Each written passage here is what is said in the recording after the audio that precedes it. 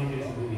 Pada pertemuan kali ini saya nanti memohon barangkali ada waktu ya sekitar 45 menit ya dari sekarang, gitu ya. Kalian itu nanti akan saya ajak untuk lebih memahami diri sendiri. Mungkin sudah pernah di awal ya, beberapa guru akan mengajak kalian mengambil tentang gaya belajar. Gaya belajar itu ada berapa menurut Pak Guru atau menurut guru yang lain? Kalian punya ada tiga utama gaya belajar kalian, ya, yaitu tipe auditory, ya, tipe visual dan tipe kinesthetik. Nanti akan kita pelajari setelah nanti pelajaran akan memberikan sebuah kuis ya pada kalian. Makanya saya minta membawa HP gitu ya. Dan semuanya sudah mengisi ya link tadi ya. Kayak mayoritas selain dari Imam ya. Oke ya, Imam dikerjakan dulu saja. Kita karena waktunya terbatas maka kita simpulkan dulu ya. Coba di antara kalian itu tadi kan sudah menuliskan ya, sudah mengerjakan tes gaya belajar ya. Di aplikasi ini itu ada beberapa tes yang dapat kamu ikuti ya. Nanti di rumah kamu bisa mengikuti yang lain ya. Jadi itu adalah untuk menguji diri kalian. Alhamdulillah ada sebuah website yang peduli dengan belajar ya. Di antaranya itu ya. Nanti ada tes kebiasaan belajar dan tes apa lagi yang lainnya. Nanti akan Pak berikan satu tes yang nanti dapat dikerjakan karena waktu kita nggak banyak maka kita kerjakan satu saja ya. Oke, terima kasih ya. Jadi yang dikatakan sebagai tes kecerdasan majemuk ya, artinya dikerjakan kita pada hari ini, tapi ternyata tadi artinya cukup lama ya untuk satu tes gaya belajar aja ada 1 jam belajar gitu. Oke, kita bahas dulu yang tes gaya belajar ya. Coba setelah kamu mengerjakan, kamu kan dapat persentase tadi ya. Di antara tiga gaya belajar itu ya. Coba manakah yang paling tinggi gitu ya? Di antara tiga itu. Coba yang paling tinggi di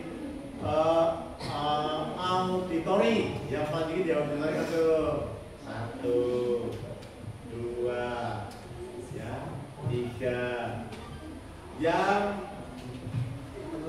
Yang paling tinggi di visual. Yang paling tinggi di tipe belajar auditori. 1, 2, ya, 3. Ya, 3 ya. Ulang lagi yang tinggi. 1, 2, 3, 4, 5. Oke, 5 ya. 5 ya. Oke, coba yang paling tinggi di tipe belajar visual. Yang tinggi. Tadi 5 ya. Coba kita hitung berapa? 1, 2, 3, 4, 5. Oke ya. 5 tadi 5 ya. Tadi yang pertama tadi berapa? 5 juga ya. 5, 10. Yang paling tinggi di tipe kinestetik. Yang tinggi. 1, 2, 3, 4. Berarti 4 ya. 14. Coba yang tidak ada paling tingginya macam. Loh, berarti cuma 14 tapi udah sampai 17. Ada yang sama tingginya barangkali di antara dua itu. Kayak berarti tadi anak-anak semuanya mungkin tadi ada yang belum paham ya. Di antara tipe belajar itu berarti kesimpulannya bagaimana gitu, kesimpulannya gimana gitu ya. Jadi kalian kemudian di situ kalau jawaban kamu itu tadi milihnya adalah sesuai dengan kondisi kalian, maka akan dapat ditemukan gaya belajar kamu itu bagaimana ya. Gaya belajar itu bagaimana gitu ya. Bagaimana maksudnya gimana? Ada 3 tipe belajar: auditori, visual, sama kinestetik. Maksudnya apa ini? Auditori itu apa ya? Audio itu apa? Audio apa ini? Mendengar. Ya. Berarti kalau gitu tipe belajar auditor itu yang tipe belajar bagaimana? Tipe belajar yang lebih dominan dengan mendengarkan. Tipe belajar visual itu apa? Ya, lebih utama kepada apa ini? Apa ini Mas? Ini apa ini? Mata ya. Berarti kalau gitu dia belajar visual yang bagaimana? di belajar yang lebih mengandalkan dengan mata atau pandangan atau pendengar. Yang ketiga, tipe gaya belajar kinestetik. Kinestetik apa kira-kira? Kinestetik itu gerak, ya, bergerak. Apa maksudnya? Bergerak, ya. Apa kinestetik? Gerak, gitu ya. Kalau gitu tipe belajar kinestetiknya bagaimana? Yang membutuhkan gerak. Jadi seseorang ini mempelajari apa lebih karena yang ada gerak-geraknya, gitu loh ya. Jadi kalau kami itu mungkin memahami itu dengan cara menuliskan, gitu ya, mempraktekkan, itulah ya apa namanya belajar kinestetik. Kalian sebagai seorang siswa itu tugasnya apa? Nah, bagaimana supaya kamu belajar dengan baik?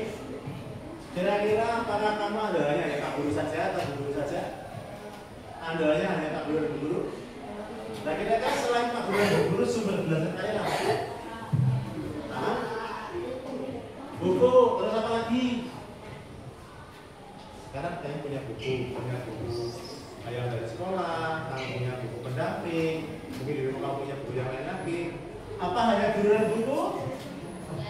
Apalagi kira-kira Devi? Apa itu? Bilkis ya, Bilkis. Selain guru dan buku apa lagi Bilkis? Kuota. Ya otak itu ya otak. Otak adalah otak ya otak. Otak ya otak itu sebagai pemproses ya, prosesor ya. Sumber belajar maksudnya. Sumber belajar kan sebagai orang yang harus ditanyai. Sebagai kamu bisa belajar apa lagi coba selain buku dan guru. Kamu punya ini apa enggak? Ini bisa jadi sumber belajar atau tidak? Nah ini maksudnya gitu ya. Anak semuanya, HP itu bisa menjadi hiburan, ya. Bisa menjadi apa lagi? Sebagai tempat kamu itu berbagi. Yang berikutnya sebagai sumber belajar. Coba kamu itu belajar pakai HP dengan membuka apa? Google atau Google apalagi? AI. Apalagi? Canva. Ya. Ada banyak yang lain sumber belajar anak semuanya ya. Di TikTok ada orang yang ngasih ilmu di sana. Di YouTube ada, ya. Itu. Di Instagram ada. Ya. Sekarang saya perhatikan dulu ya. Tadi saya panjang menyampaikan bahwa kamu itu sumber belajar itu tadi ada Pak Guru, ada Bu Guru, dan ada buku. Selain itu adalah apa? Yaitu andalan kamu di sini ya. Kamu itu dapat ini HP ini bisa menjadi senjata bermuka dua. Ya. Yang satu itu membantu kalian, atau kamu itu bisa tertusuk oleh HP ini. Ya, artinya apa? Bisa berguna atau bisa merusak. Iya atau tidak? Bagaimana HP itu bisa merusak? Kalau kamu itu hanya membuka informasi yang tidak benar atau informasi sampah, ya. Kalau Muhammad sering pulangan dari grup karena sering mengunggah konten-konten yang saru ya. Itulah yang namanya informasi sampah, ya. Ini apa? Itu nggak perlu. Dan itu anak semuanya saya minta kamu itu bijaksana dalam memakainya, ya. Kalau kamu hanya buka-buka yang tidak berguna tadi, maka akan meracuni kalian, ya, meracuni kalian gitu ya.